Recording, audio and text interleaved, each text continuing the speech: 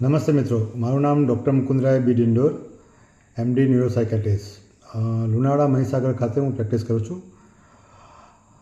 આપનું મારી ચેનલમાં સ્વાગત છે. આજનો આ જે વિડીયો છે એ પર્સનાલિટી ડિસઓર્ડર સાથે જોડાયેલો છે. પર્સનાલિટી ડિસઓર્ડર થવામાં મોટાભાગના કારણોમાં બાળપણમાં જે ટ્રોમેટિક એક્સપિરિયન્સ થયો હોય, બાળપણનો ઉછેર અને બાળપણમાં આપણે જે વાતાવરણનો અનુભવ થયો એ પ્રમાણે આપણું જે ઉછેર થયો અને આપણું જે પરસેપ્શન થયું હોય તે જવાબદાર છે.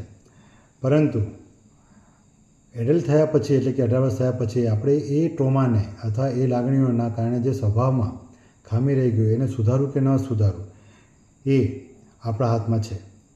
એ સુધારવા માટે આપણે મદદ લેવી બહુ જરૂરી છે. જેમ કે પ્રોફેશનલ લોકોની, કન્સલ્ટન્ટ સાયકેટ્રિસ્ટની, ક્લિનિકલ સાયકોલોજીસ્ટની મદદ લેવી જરૂરી છે.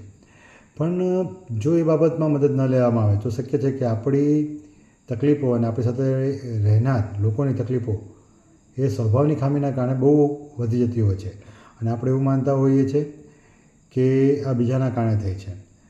તો આપણે નેક્સ્ટ એપિસોડમાં મળીશું અને ચર્ચા કરીશું કે પર્સનાલિટી ડિસઓર્ડર એટલે શું અને કેટલા પ્રકારના પર્સનાલિટી ડિસઓર્ડર આવે છે અને એમાં શું શું તકલીફ થાય છે.